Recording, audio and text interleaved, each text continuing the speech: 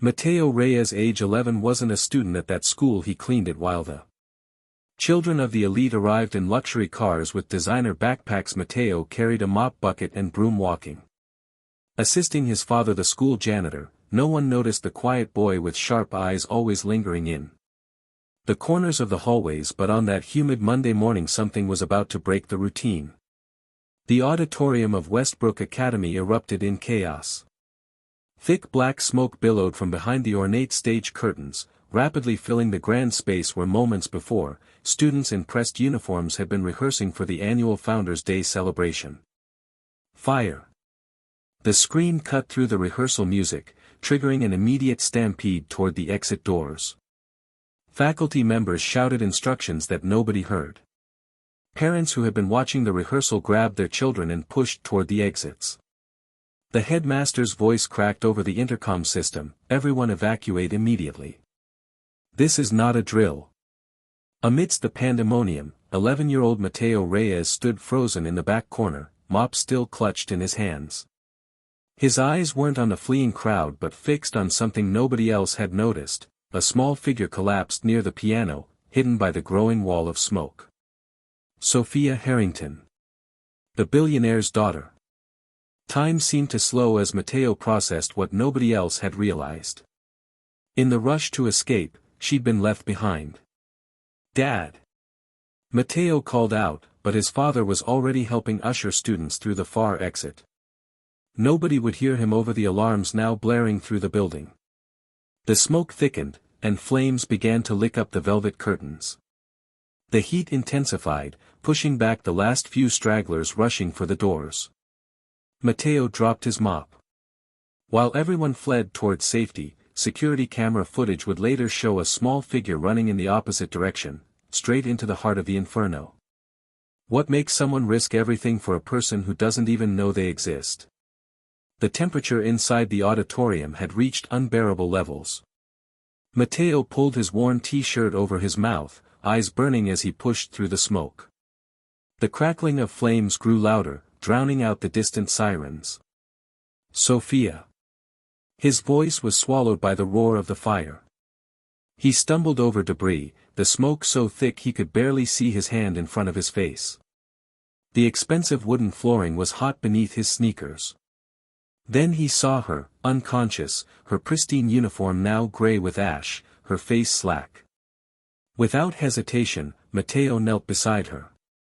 Despite being small for his age, he gathered her in his arms, summoning strength he didn't know he possessed.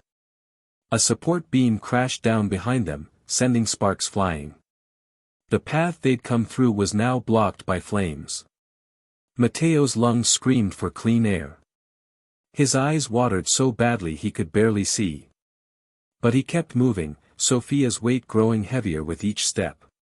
He turned toward the emergency exit he knew was there, the one he polished every evening while the wealthy students attended their extracurricular activities. The door handle burned his palm as he pushed it open, stumbling into the blinding daylight. He managed 3 more steps before his legs gave out. As consciousness faded, the last thing Mateo saw was the crowd turning toward them in shock, the invisible janitor's son emerging from the flames with the heir to the Harrington fortune in his arms. The headlines would call it miraculous. The school board would call it fortunate. The Harringtons would call it priceless. But nobody would ask why an 11-year-old boy had been the only one to notice the danger in the first place. Nobody would question why his previous warnings about the electrical system had gone unheeded. Nobody would wonder why it took near tragedy for them to finally see him. Have you ever witnessed an act of extraordinary courage? What do you think drives someone to put their life on the line for others? Is it instinct, compassion, or something deeper that compels ordinary people to perform extraordinary acts when everyone else runs the other way? Where are you watching from?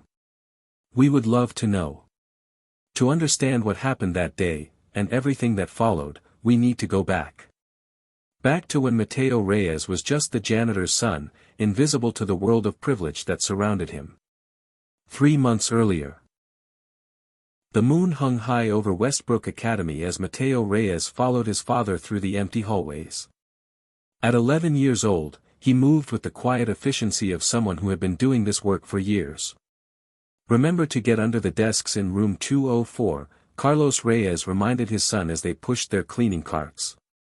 Mrs. Whitmore complained again about gum. Mateo nodded, already planning his route through the East Wing. While other kids his age were home playing video games or finishing homework, he was here, helping his father clean a school he could never afford to attend. "I'll finish the science labs after," Mateo replied. Carlos smiled tiredly. "What would I do without you, Mijo?" The question wasn't just words. Since Mateo's mother had passed away 3 years ago, Carlos had been working double shifts to keep them afloat.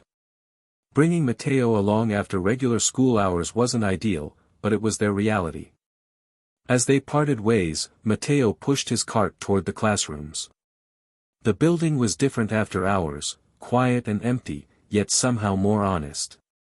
During the day, these halls were filled with students in expensive uniforms who looked through Mateo as if he were invisible. At night, he could study their world without their judgment.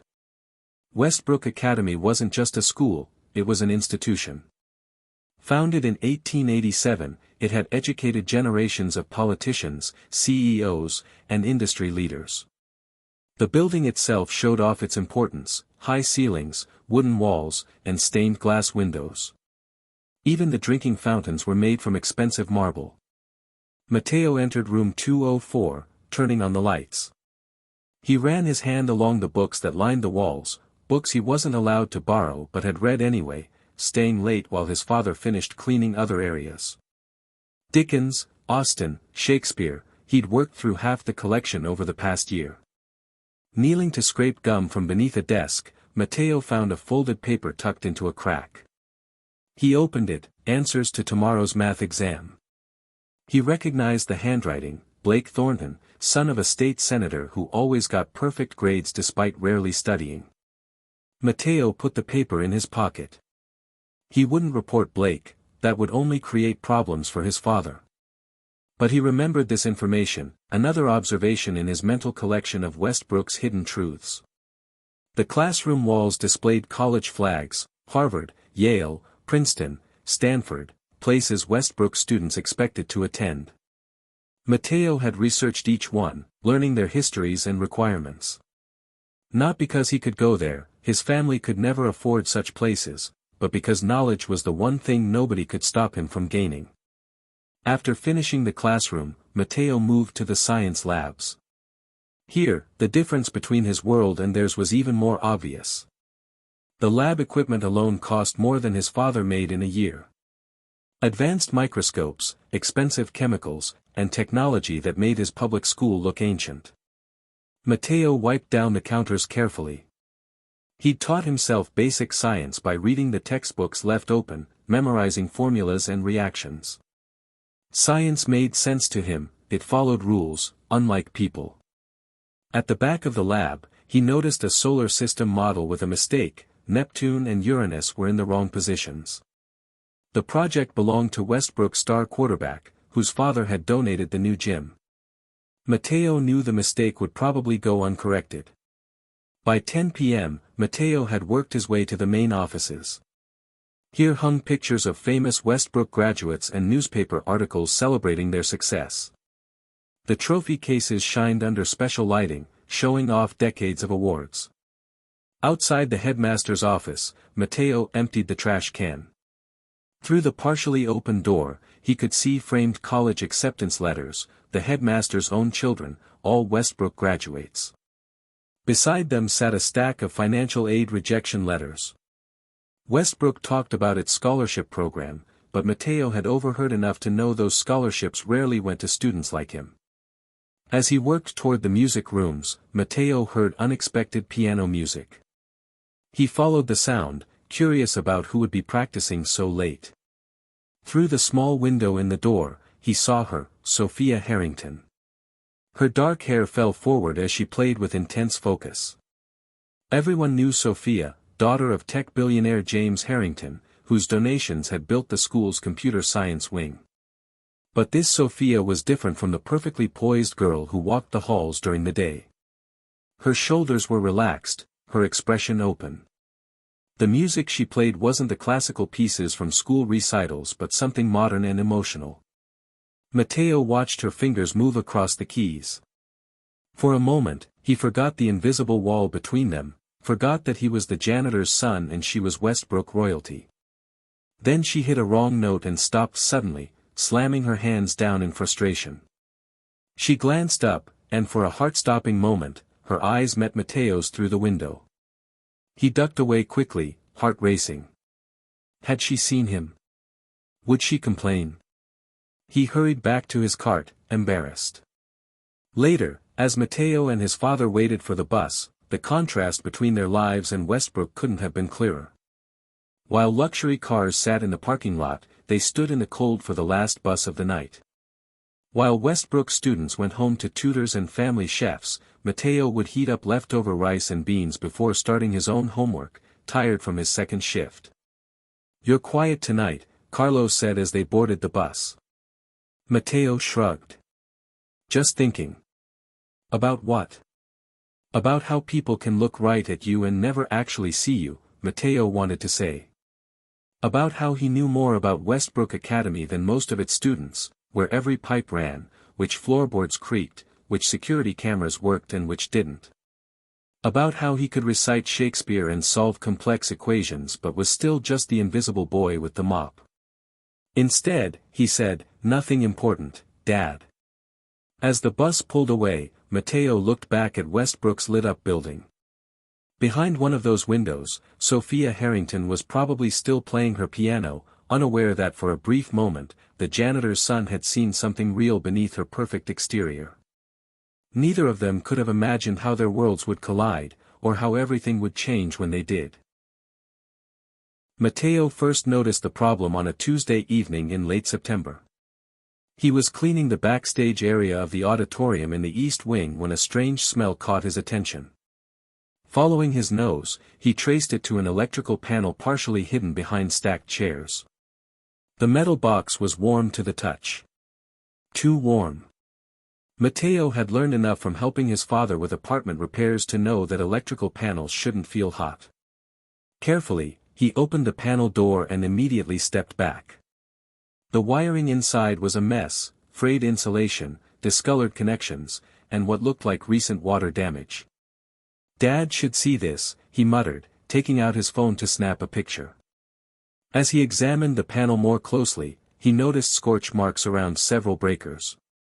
Someone had attempted repairs, but had done them incorrectly.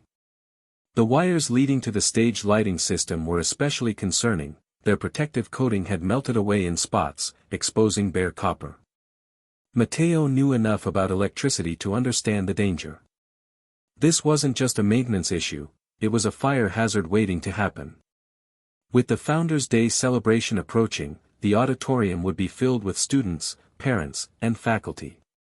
If these wires overheated during the event. The next morning before school, Matteo approached Ms. Lawson, the science teacher. If anyone would understand the seriousness of the situation, it would be her. "Excuse me, Ms. Lawson." Matteo stood awkwardly by her desk as students filed in for first period. She glanced up briefly. "Yes.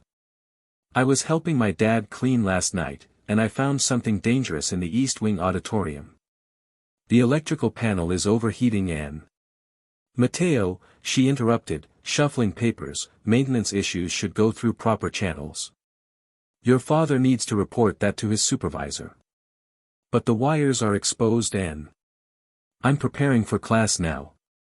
Her tone made it clear the conversation was over. "I'm sure the maintenance staff knows what they're doing." Matteo nodded and backed away, feeling foolish.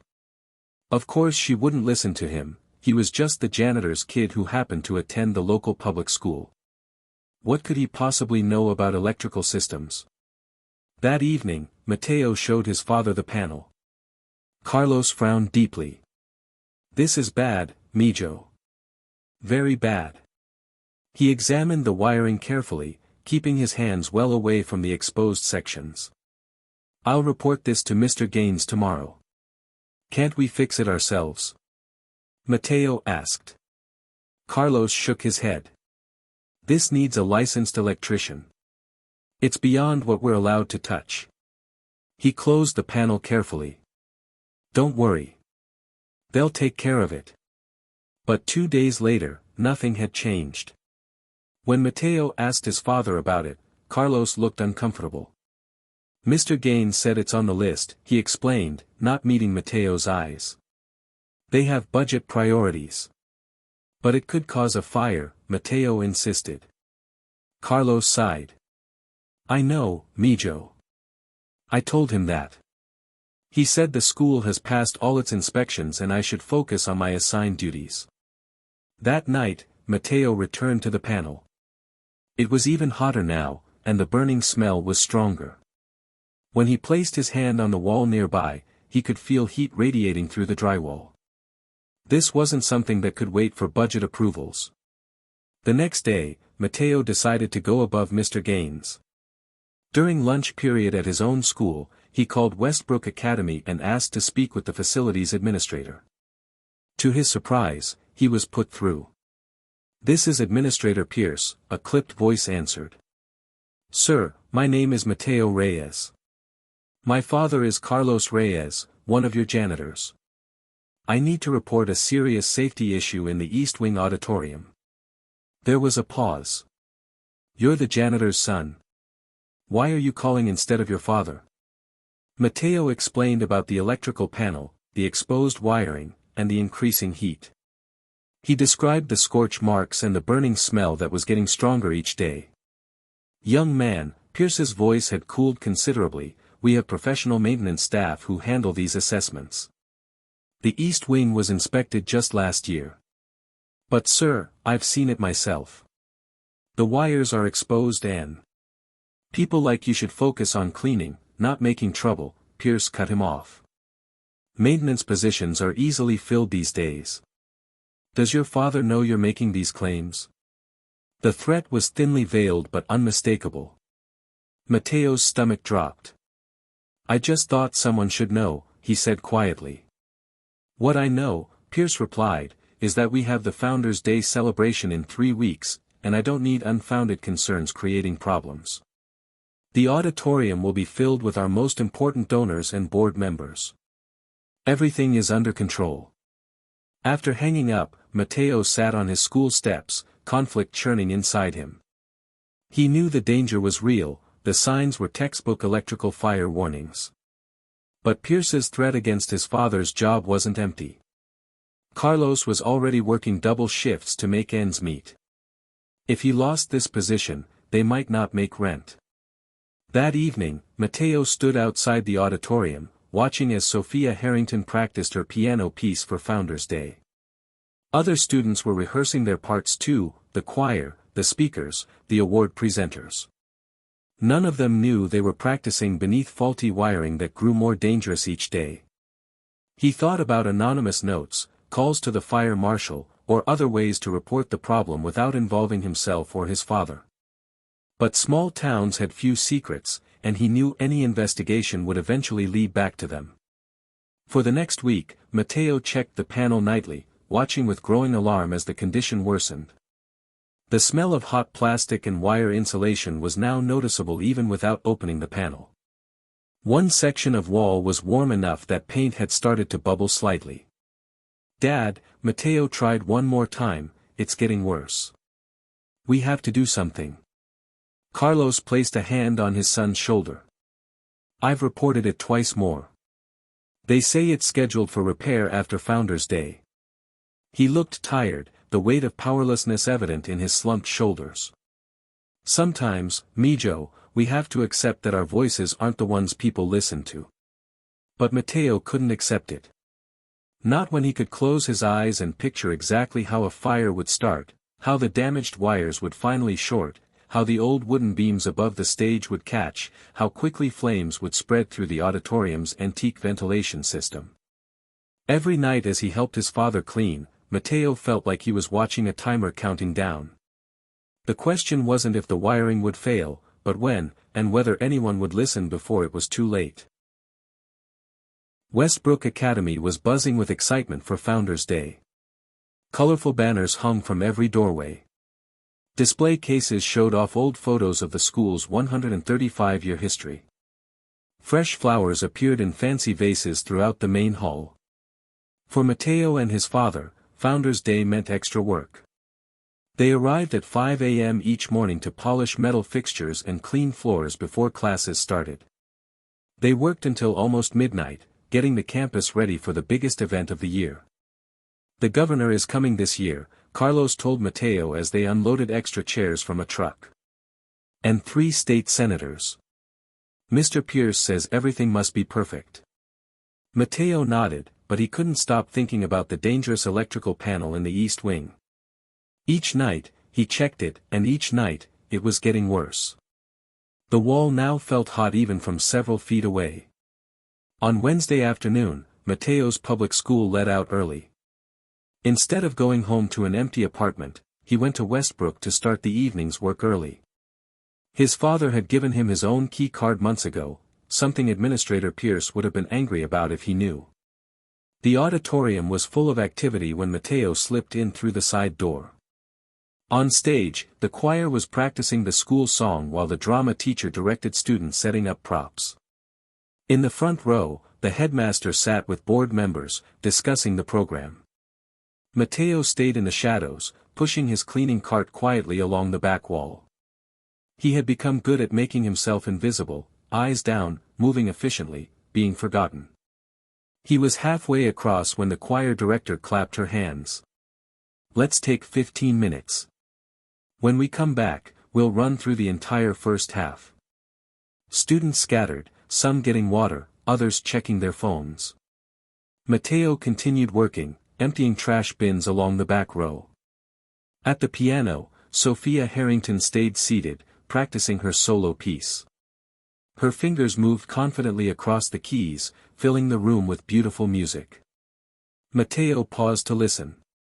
She played differently now than when he'd seen her alone, more perfect but somehow less emotional. "Hey, janitor boy. You missed a spot." Mateo turned to find Blake Thornton and 2 other seniors smirking at him. Blake dropped his empty water bottle on the clean floor. "Better pick that up before someone important sees it," Blake said loudly. His friends laughed. Mateo said nothing and bent to pick up the bottle. As he stood up, he noticed Sophia had stopped playing and was watching them. "What's wrong? Don't speak English." Blake stepped closer. "Or are you just Blake?" Sophia's voice cut through the room. She had stood up from the piano. "Ms. Winters is looking for you. Something about your history presentation being incomplete." Blake's face turned red. "I turned that in yesterday." Sophia shrugged. "Then you should probably go clear that up." With a final glare at Mateo, Blake walked away, his friends following him. Mateo continued his work, aware that Sophia was watching him. When he reached the area near the piano, she spoke again, more quietly. "They're idiots," she said simply. Mateo looked up, surprised. "It doesn't matter." "It should." She gathered her sheet music, organizing it carefully. After a moment, she added, "You're Carlos's son, right? I've seen you here before." He nodded, not sure how to respond to this unexpected conversation. "You were watching me play last week," she continued. "Through the door window." Mateo's face felt hot with embarrassment. "I'm sorry. I just heard the music and—" "It's fine," she shrugged. "At least you were actually listening. Most people just pretend to." Before Mateo could respond, the choir director returned, calling students back to their positions. Sophia turned away, their brief connection broken. As practice started again, Mateo worked his way toward the backstage area. He needed to check the panel again, to see if anyone had finally fixed the problem. The backstage area was crowded with set pieces and costume racks. Mateo made his way through them to the electrical panel.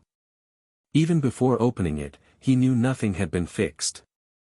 The smell was stronger now, a distinct burning odor that made his throat tight. When he touched the panel door, it was so hot that he pulled his hand back right away. This had gone from concerning to actively dangerous. Founders' Day was just 2 days away, and hundreds of people would fill this auditorium. "What are you doing back here?" Matteo spun around to find Administrator Pierce standing behind him, arms crossed. "I was just cleaning, sir," Matteo said quickly. Pierce's eyes narrowed. "This area is off-limits during rehearsals." "Where's your father?" "Preparing the reception hall, sir." "I was assigned to the auditorium." Pierce looked past him to the electrical panel. "Were you messing with school equipment?" "No, sir. But that panel is overheating. It needs immediate." "Enough." Pierce's voice was sharp. "I told you before that maintenance concerns are not your business. Your job is to clean, nothing more." "But sir, it's worse now. If you would just look." "I won't tell you again." Pierce stepped closer, lowering his voice. "Your father's job here is a privilege, not a right. There are dozens of people who would gladly take his place. Do I make myself clear?" Matteo swallowed hard. "Yes, sir." "Good. Now finish your work somewhere else. The backstage area has already been prepared." As Pierce walked away, Matteo stood frozen, feeling torn. The man had clearly threatened his father's job this time. But the danger was real and getting worse. What would happen if that panel shorted during the celebration? With the auditorium full of people, a fire could be very dangerous. That night, Matteo couldn't sleep. He lay awake, staring at the ceiling of the small bedroom he shared with his father. Carlos's soft snoring filled the darkness, the sound of a man exhausted from hard work. Matteo had tried everything he could think of. He'd reported the problem the right way. He'd shown his father. He'd even called the administrator directly. No one would listen to the janitor's son. Tomorrow was the final rehearsal before Founders' Day. The auditorium would be filled with students, including Sophia Harrington practicing at her piano directly under the faulty wiring. Matteo closed his eyes, trying not to picture sparks falling onto the stage curtains, smoke filling the room, and people rushing for the exits in panic. He had to try one more time, even if it cost his father's job. Some things were more important than staying invisible. Founders' Day arrived with perfect weather, clear blue skies and a gentle breeze that carried the scent of freshly cut grass across Westbrook Academy's manicured grounds. By noon, luxury cars lined the circular driveway as parents, alumni, and distinguished guests arrived for the celebration. Matteo and Carlos had been at the school since dawn, making final preparations. They worked silently, efficiently, both exhausted from the weeks of overtime. As guests began to fill the reception hall for the pre-ceremony luncheon, they retreated to the background, invisible workers ensuring everything ran smoothly. "I'll check the auditorium one last time," Carlos told his son. "You help Mr. Gaines with the parking overflow." Matteo wanted to object, to insist on checking the electrical panel himself, but the determination in his father's eyes stopped him. Carlos had finally taken his concerns seriously, promising to speak directly with the headmaster before the main event. Outside, Matteo directed cars to the auxiliary lot, his mind still on the dangerous wiring. The ceremony would begin in less than an hour. The auditorium would be packed beyond capacity, with people standing along the back wall. If something happened. His phone buzzed with a text from his father, "All set in auditorium. Headmaster says electrician coming Monday." Monday. 3 days too late. Matteo's stomach knotted as he read the message. The problem needed fixing now, not after the weekend. But at least his father had tried. By 1:30 p.m., guests were moving from the reception hall to the auditorium. Matteo watched from the sidelines as Westbrook's elite filed in, women in designer dresses, men in tailored suits, children in miniature versions of their parents' expensive clothing. He spotted Sophia walking with her father, the famous James Harrington, whose stern expression never seemed to soften even when speaking to his daughter. Matteo followed the crowd at a distance, slipping in through the side entrance. He positioned himself near the back wall, where he could keep an eye on the stage. The program would begin with the headmaster's welcome, followed by the choir, then Sophia's piano solo. The lights dimmed as Headmaster Williams took the stage. His voice boomed through the sound system as he welcomed everyone to the 135th Founders' Day celebration. Mateo barely heard the words, his attention fixed on the ceiling above the stage, where the electrical wiring ran. The choir rose to perform, their voices filling the auditorium with the school anthem. Mateo scanned the room, noting the exits, calculating how quickly the space could be evacuated if necessary. Too many people, too few doors. His heart raced despite his attempts to stay calm. As the choir finished to enthusiastic applause, Sophia approached the grand piano center stage. She sat with perfect posture, hands poised above the keys. The audience fell silent in anticipation.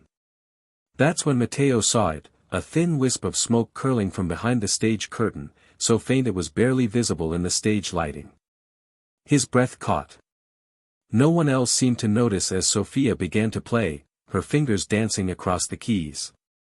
The smoke thickened, now clearly visible against the dark backdrop. Mateo stepped forward, unsure what to do. Should he shout? Run to the stage? He looked for his father but couldn't spot him in the crowded room. A small orange glow appeared where the curtain met the wall, not just smoke now, but actual flames. Mateo pushed through the standing room crowd toward the nearest fire alarm. As he reached for it, a loud pop echoed through the auditorium, followed by a shower of sparks from the lighting rig above the stage. The music stopped abruptly. Sophia looked up, startled. In that moment, the flames leapt higher, catching the edge of the heavy velvet curtain. Fire, someone shouted, and the room erupted into chaos. The headmaster rushed to the microphone, "Everyone please exit calmly. This is not a drill." But calm was impossible. People pushed toward the exits, parents grabbing children, elderly alumni struggling to move against the tide of bodies. Mateo pulled the fire alarm, its shrill ring adding to the panic. Through the growing smoke, Mateo saw Sophia still at the piano, seemingly frozen in place as flames spread rapidly across the stage curtains. The fire had found the perfect fuel, decades-old fabric treated with dust and polish, hanging directly beneath faulty wiring that had finally sparked. "Sophia," he shouted, but his voice was lost in the chaos. A section of burning curtain fell onto the stage, blocking the main exit path. Sophia finally moved, backing away from the piano as smoke billowed around her. She turned toward the side exit, but another cascade of sparks and burning debris cut off that escape route as well.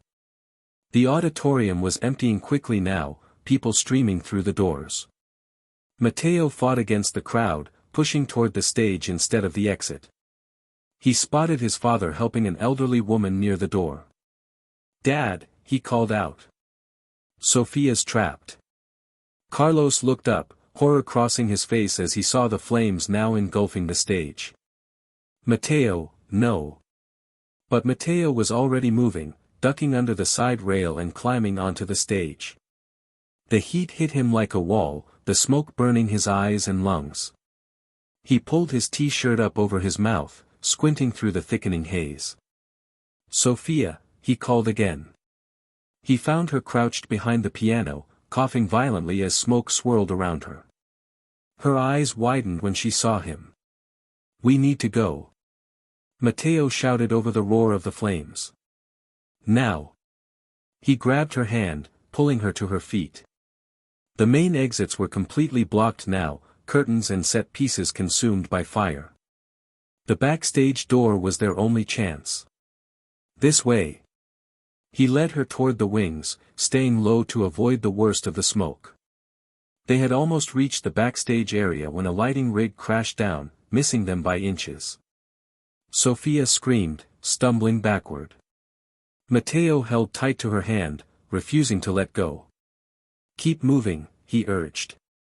The backstage area was a maze of props and equipment, now filling rapidly with smoke. Mateo navigated from memory, having cleaned this space countless times. The emergency exit was at the far end, past the dressing rooms.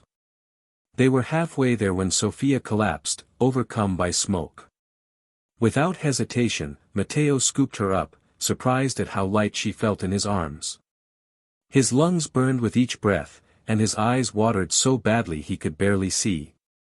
But he kept moving, one step at a time. A support beam crashed down behind them, sending sparks flying. The path they'd come through was now completely blocked by flames. The heat was unbearable, the smoke so thick Matteo could hardly breathe. Finally, he reached the emergency exit. The metal handle burned his palm as he pushed it open, stumbling into the blinding daylight. He managed 3 more steps before his legs gave out, and they both tumbled onto the grass. People rushed toward them, teachers, paramedics, Sophia's father shouting her name. Matteo tried to stand but couldn't. His vision blurred, darkness creeping in at the edges. The last thing he saw was Sophia being lifted onto a stretcher, her face pale against her smoke-stained clothes. "She needs oxygen," someone said. "The boy too. He's burned badly." Matteo wanted to explain about the electrical panel, about his warnings that no one heeded. But the words wouldn't come. The world tilted sideways, voices fading as consciousness slipped away. He woke briefly in the ambulance, an oxygen mask over his face. His father sat beside him, holding his hand, tears streaming down his weathered face. "Why did you go back in?" Carlos asked, his voice breaking. "You could have died." Matteo tried to answer but couldn't speak around the mask. The pain hit him then, his hands, his arms, his lungs. Everything hurt. The paramedic leaned over him. "Try not to talk. Your lungs are damaged from the smoke. You're going to be okay, but you need to rest." As the ambulance sped toward the hospital, sirens wailing, Matteo caught glimpses of Westbrook Academy through the small window. Black smoke poured from the east wing, flames still visible through shattered windows. Fire trucks surrounded the building, hoses snaking across the once perfect lawn. The prestigious Founders' Day celebration had ended in disaster, just as he had feared. But through the pain and exhaustion, one thought gave him peace: Sophia was safe. He had reached her in time. What he didn't yet know was how that single act of courage would change everything, for himself, for Sophia, and for Westbrook Academy. As darkness claimed him again, Matteo couldn't have imagined the battles that still lay ahead, or how saving one life would transform his own forever. Matteo woke to the steady beep of monitors and the smell of antiseptic. His throat felt raw, as if he'd swallowed sandpaper.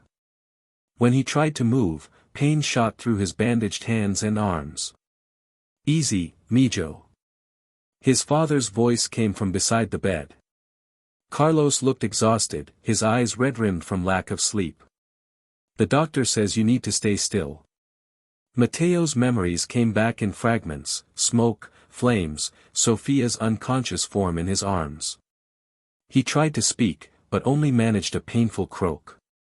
"Here." Carlos held a cup of water with a straw to his lips. Small sips. After drinking, Matteo found his voice, though it emerged as a raspy whisper. "Sophia?" Carlos smiled slightly. "She's okay. 2 rooms down. Smoke inhalation, but no burns. The doctors say she'll recover fully." He squeezed Matteo's shoulder gently. "Because of you, Mijo. You saved her life." Before Matteo could respond, the door opened. A doctor entered, followed by Headmaster Williams and Administrator Pierce. The contrast between their pristine suits and his father's rumpled clothing wasn't lost on Matteo. "Ah, he's awake," the doctor said, checking Matteo's vitals. "Good signs. The burns on his hands and arms are second degree but should heal without scarring. His lungs will need time to recover from the smoke damage." Headmaster Williams stepped forward, his expression carefully composed. "That's excellent news. The entire Westbrook community is grateful for your recovery, young man." Mateo noticed the headmaster didn't quite meet his eyes. Administrator Pierce stood back, his face unreadable. "We've prepared a statement for the press," Williams continued, addressing Carlos now. "We want to assure you that Westbrook Academy is taking full responsibility for the incident. Our quick-thinking staff ensured all students were safely evacuated." "Quick-thinking staff?" Carlos repeated, his voice hardening. "My son is the one who ran into a burning building to save Sophia Harrington after your staff ignored his warnings about the electrical problems." Pierce stepped forward. "Now, Mr. Reyes, this isn't the time for accusations. The fire marshal is still investigating the cause. What matters is that everyone is safe, thanks to our emergency protocols." Mateo tried to sit up despite the pain. "I told you," he rasped. "I reported the panel 3 times. The headmaster cleared his throat uncomfortably. "Yes, well, there will be a full investigation, of course. But today, we're focusing on recovery and gratitude. What you're focusing on," came a new voice from the doorway, "is covering your negligence."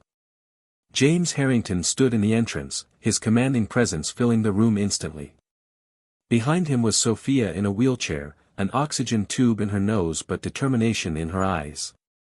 "Mr. Harrington," the headmaster began, "we were just discussing." "I heard what you were discussing," Harrington cut him off. "You were attempting to erase this young man's heroism from the narrative." He turned to Mateo. "My daughter has told me everything. How you tried to warn them about the electrical issues. How you were the only one who came back for her when everyone else fled." Sophia wheeled herself forward. Though pale, her gaze was intense as she looked at Mateo. "I would be dead if not for you," she said simply. "Everyone needs to know that." The room fell silent. Administrator Pierce studied his shoes while the headmaster shifted uncomfortably. "The press is waiting for a statement," Harrington continued. "And they will get one, the truth. That this young man reported a dangerous situation multiple times, was ignored by your administration, and then risked his life to save my daughter when your negligence caused exactly what he predicted." The headmaster paled. "Mr. Harrington, perhaps we could discuss this privately." "There's nothing to discuss." Harrington's tone left no room for argument. "The Harrington wing will need a new name when it's rebuilt. I'm thinking the Mateo Reyes Auditorium has a nice ring to it." Mateo stared in disbelief. The Harrington wing was named after the family that had donated millions to Westbrook Academy. To suggest renaming it after the janitor's son was unprecedented. "That's very generous," Carlos began, "but..." "It's not generosity, it's recognition," Harrington interrupted. "And it's just the beginning." He turned to Mateo. "My daughter tells me you're exceptionally bright. That you've read half the books in Westbrook's library while cleaning after hours." Mateo glanced at Sophia, who gave him a small smile. "I've established a full scholarship in your name," Harrington continued. "It covers tuition at Westbrook Academy, starting as soon as you're recovered. And it includes a stipend for your father, so he can reduce his working hours and focus on his own education if he wishes." Carlos's eyes widened. "Mr. Harrington, we can't accept." "You can and you will," Harrington said firmly. "My daughter's life is priceless to me. This is not charity, it's the bare minimum of what your son deserves." The headmaster found his voice. "Of course, Westbrook would be honored to have Mateo join our student body." Harrington fixed him with a cold stare. "I'm sure you would, especially since the alternative is a lawsuit that would expose how your administration repeatedly ignored safety warnings from a child because he was just the janitor's son." The room fell silent again. Mateo looked at his father, seeing a mixture of pride and uncertainty in his eyes. Then he looked at Sophia, who nodded encouragingly. "Thank you," Mateo said finally, his voice still rough from the smoke. "I accept." After the headmaster and administrator left, followed by the doctor, the Harringtons stayed behind. James Harrington spoke quietly with Carlos about practical arrangements, while Sophia wheeled herself closer to Mateo's bed. "Why did you come back for me?" she asked softly. "You could have died." Mateo considered the question. "Because I saw you," he said simply. "Not just during the fire. Before that. I actually saw you, when everyone else just looked past me." Sophia's eyes filled with tears. "Well, now everyone will see you too." What she didn't say, what neither of them yet realized, was how much that visibility would cost him. What would you have done if you were in Mateo's position? Would you risk everything to save someone who might not even know your name? Is courage about the grand gestures that make headlines, or the quiet persistence of speaking truth even when no one listens? 6 weeks after the fire, Mateo stood at the gates of Westbrook Academy, no longer in his father's shadow but wearing the school's navy blue uniform. His burns had healed, leaving only faint pink marks on his hands and forearms. The physical pain had subsided, but as he faced his first day as a student, a different kind of discomfort took its place. "You don't have to do this," Carlos said, standing beside him. "The public school is still an option." Mateo shook his head. "Mr. Harrington went to a lot of trouble for this scholarship. I can't waste it." What he didn't say was that part of him wanted to prove he belonged here, that the janitor's son could excel in the same classrooms where he once emptied trash cans. "Call me if you need anything." Carlos squeezed his shoulder before heading to the maintenance building where he still worked, though now with better hours and benefits, another result of Harrington's intervention. Mateo took a deep breath and walked through the gates. His arrival at Westbrook had been preceded by newspaper articles celebrating his heroism. "Janitor's son saves billionaire's daughter," had made headlines across the state. For the first few hours, this celebrity followed him through the hallways. Students he'd never spoken to approached with curious questions. Teachers welcomed him with extra attention. What was it like inside the fire? Did you really carry Sophia Harrington through the flames? Are those burned scars on your hands? Mateo answered politely but briefly, uncomfortable with the spotlight.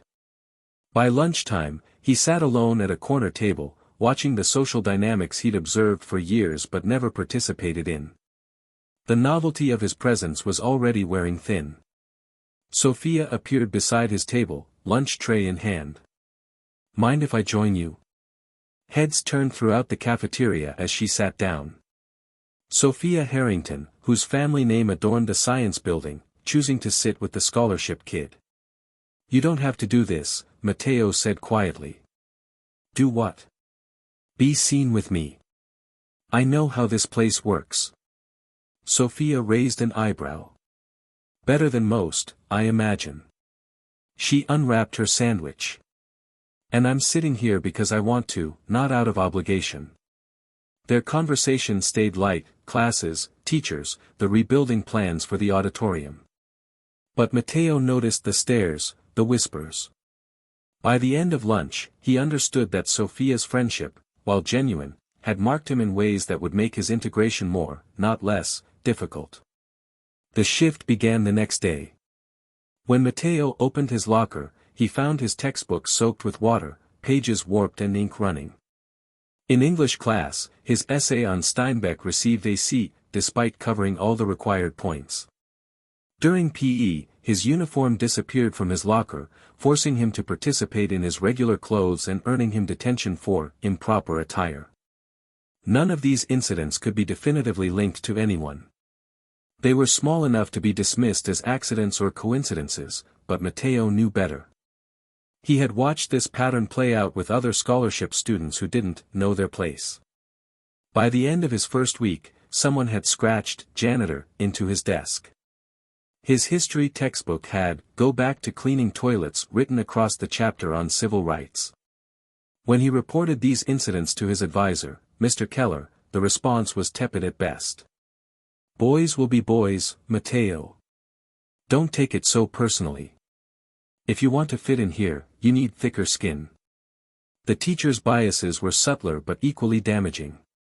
In math class, despite raising his hand consistently, he was rarely called on. When he submitted a science project that received the highest score on the rubric, his teacher suggested, "Someone must have helped you with this," in front of the entire class. Mrs. Whitmore, his literature teacher, was the worst. "Mateo," she said during a discussion of The Great Gatsby, "perhaps you could share your unique perspective on the class divisions Fitzgerald portrays. Given your background." The classroom had gone silent, all eyes turning to him. The implication was clear: he was expected to speak for all working-class people, as if his existence was merely a teaching tool for his wealthy classmates. "I think," he replied carefully, "that Fitzgerald shows how wealth doesn't guarantee character, and poverty doesn't preclude it." Mrs. Whitmore's tight smile showed she hadn't gotten the response she wanted. Interesting take. Though perhaps a bit simplistic. The isolation wore on him. Mateo had never had many friends at his old school, but he'd never been actively excluded either. Here, lunch tables cleared when he approached. Group projects became exercises in rejection as no one volunteered to work with him. Even teachers seemed to forget his presence, marking him absent when he sat quietly in the back row.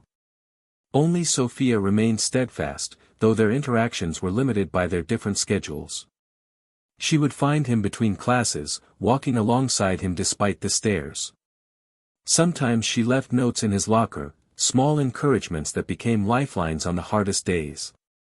3 weeks into the semester, Mateo found his locker vandalized with the words, "Know your place," sprayed in black paint. The administration called it a regrettable incident, but took no real action to find the culprits.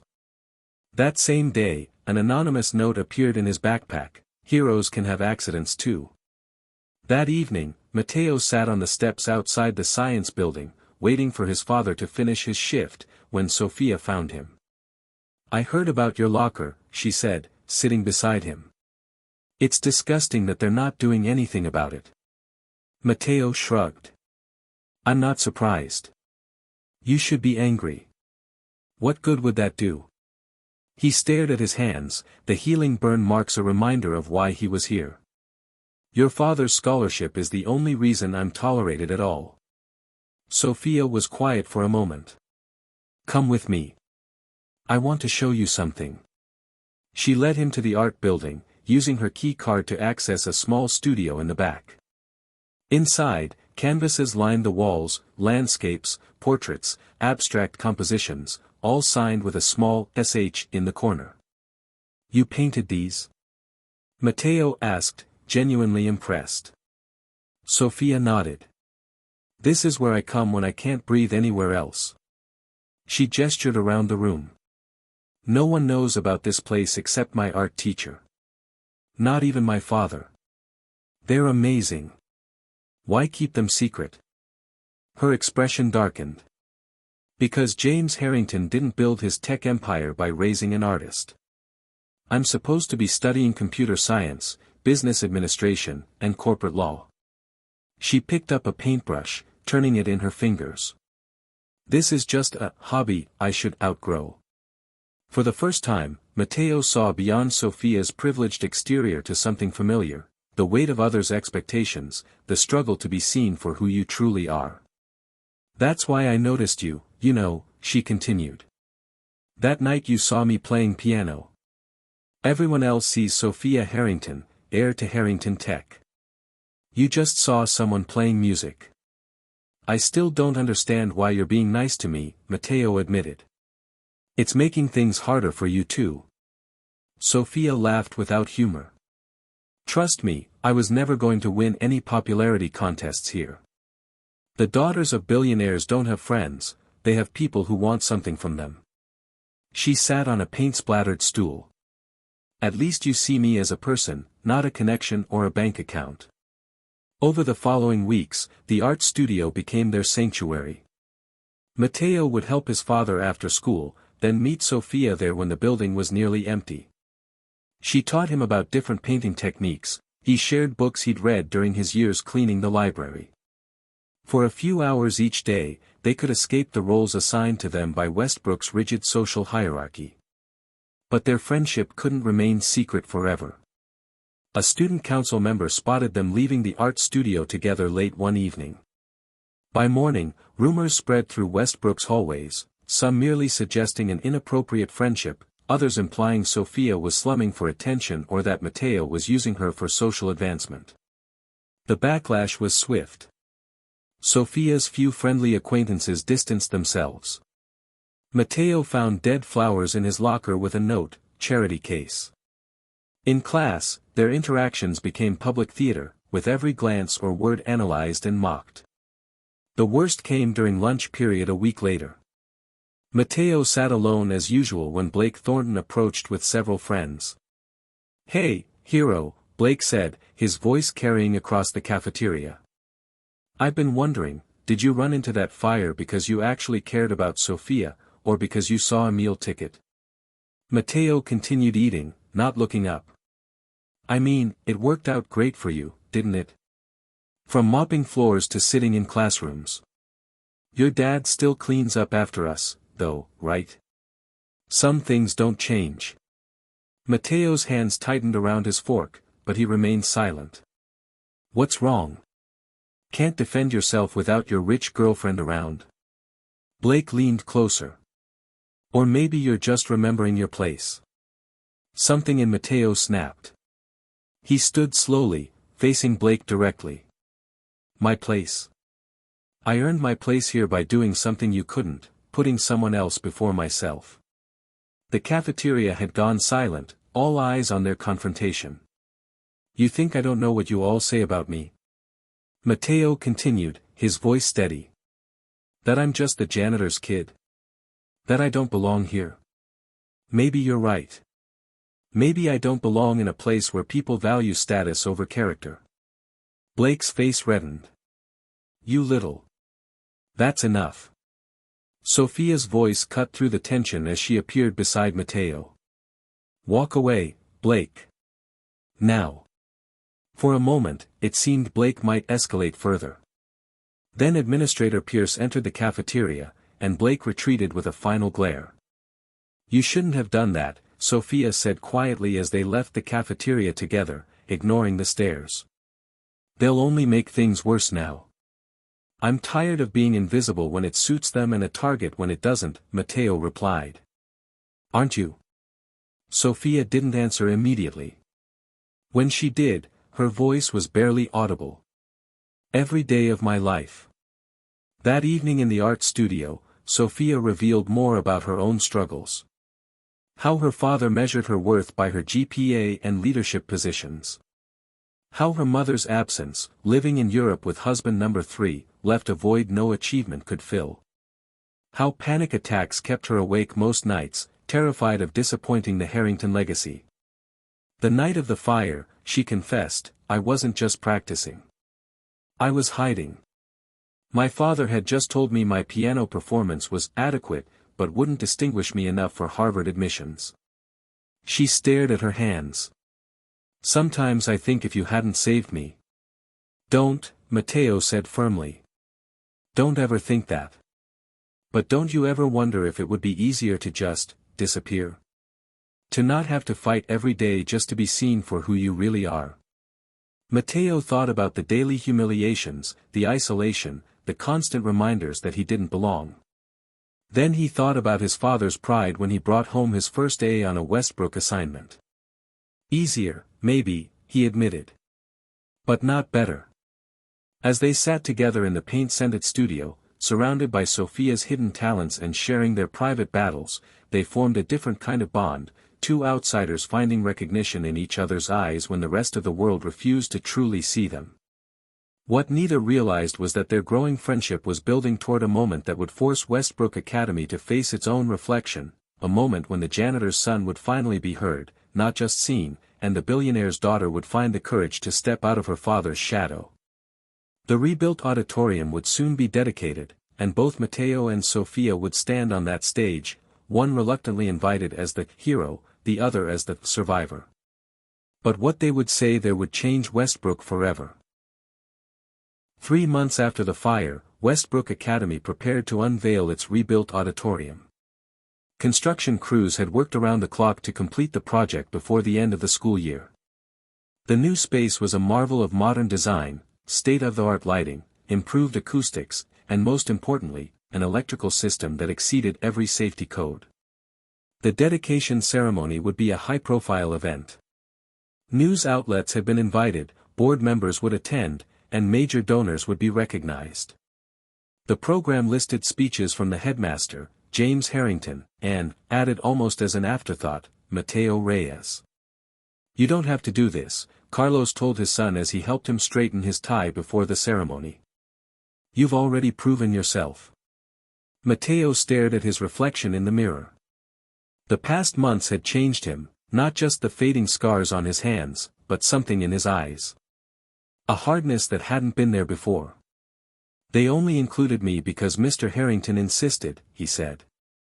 "They gave me 2 minutes to thank everyone for the opportunity and sit down." Carlos placed his hands on Mateo's shoulders. "Then use those 2 minutes however you need to, mijo." As they walked toward the auditorium, Mateo's mind raced. For weeks, he had drafted and discarded speeches. Should he say what was expected, express gratitude, praise the school's response, and fade back into the background? Or should he speak the truth that no one wanted to hear? The auditorium filled quickly. Mateo sat in the front row beside his father, watching as Westbrook's elite congratulated themselves on the rapid recovery from tragedy. Sophia caught his eye from across the aisle where she sat with her father.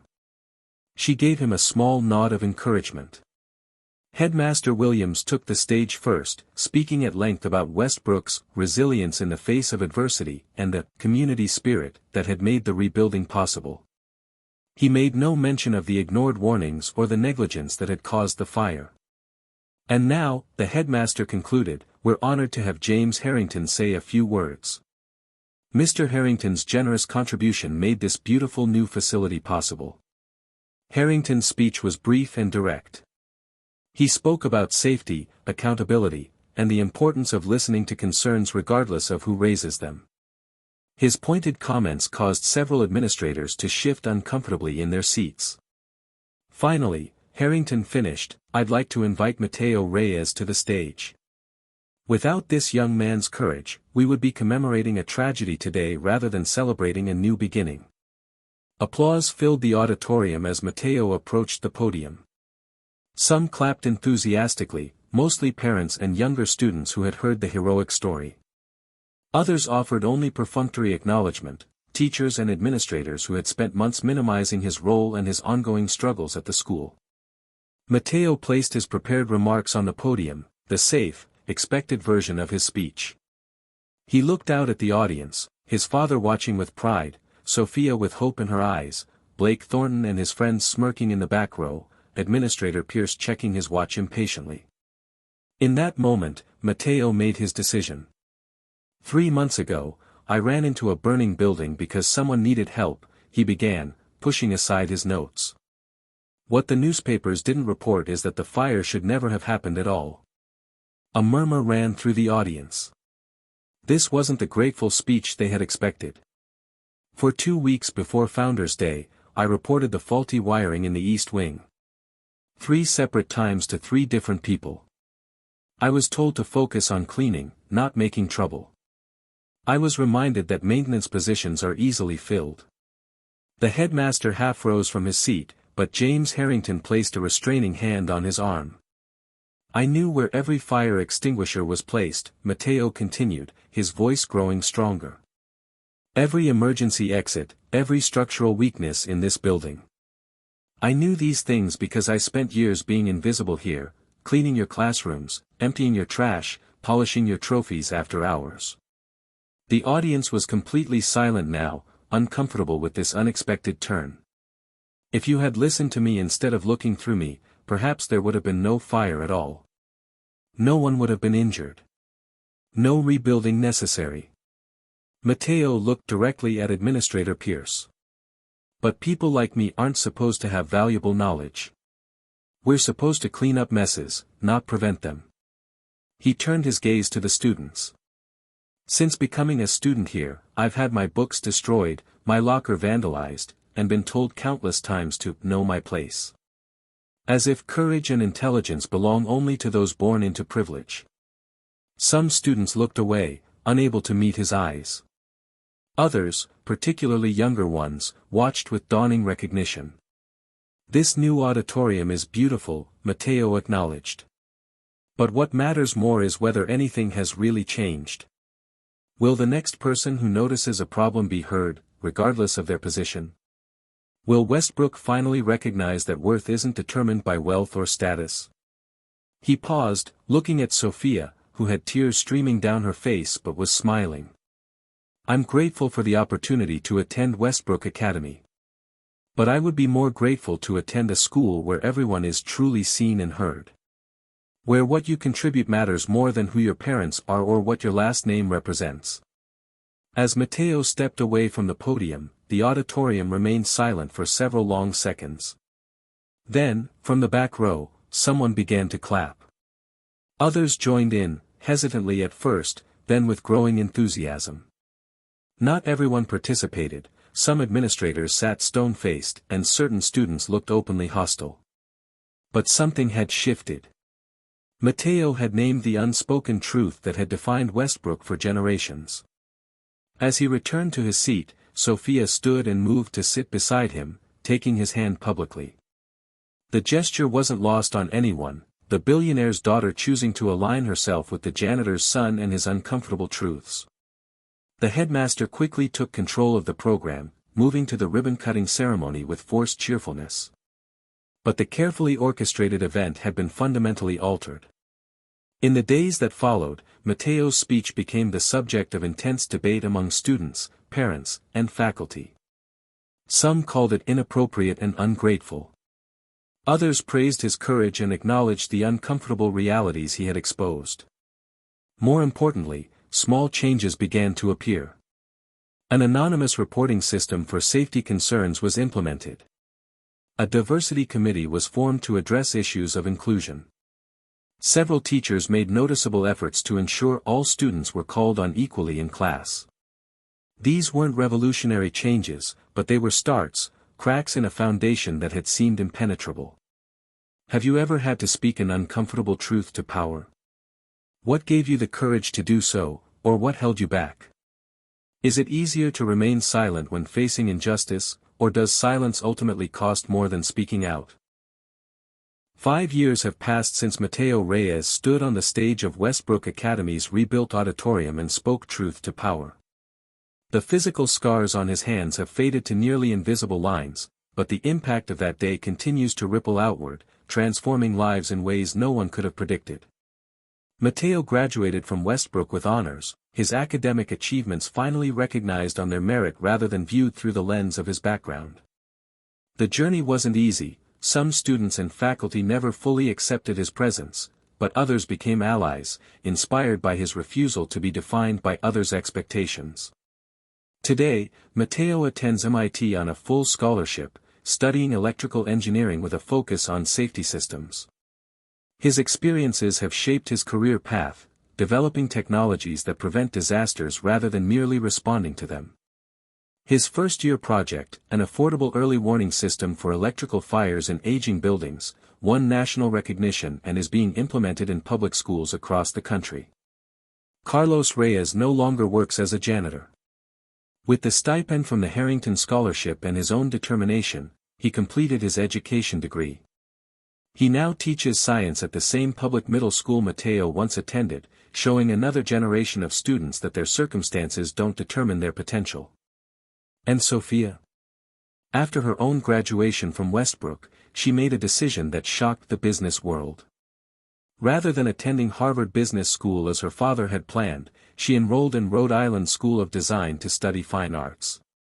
The private studio where she and Mateo found sanctuary became the launching pad for a portfolio that earned her admission on her own merits. James Harrington, after initial resistance, came to respect his daughter's choice, a transformation that began the day he watched her stand beside Mateo after his speech, choosing authenticity over expectation. The Harrington Foundation now funds arts programs in underserved communities, with Sophia serving as its creative director. Westbrook Academy itself has changed, though not without struggle. The year after Mateo's speech, applications from diverse socioeconomic backgrounds increased by 40%. The scholarship program was expanded and restructured to provide genuine support rather than mere admission. A mentoring system pairs new scholarship students with faculty advocates to ensure their voices are heard.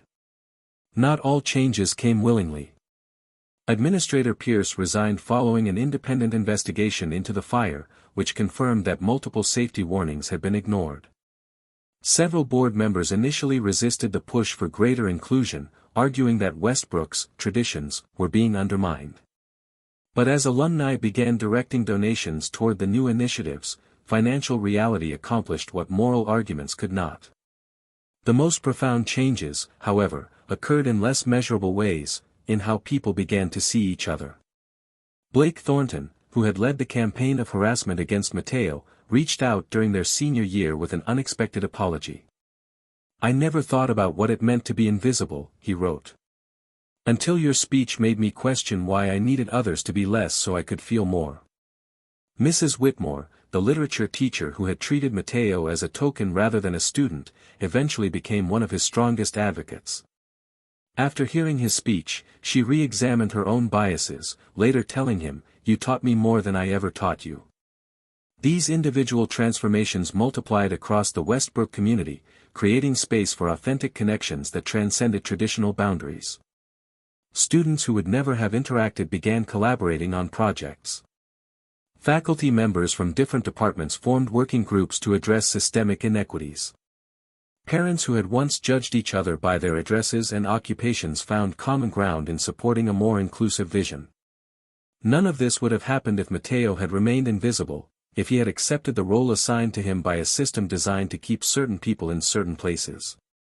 By refusing to be unseen, he created possibility not just for himself but for countless others whose potential had been similarly dismissed. The fire that nearly claimed Sophia's life destroyed more than an auditorium.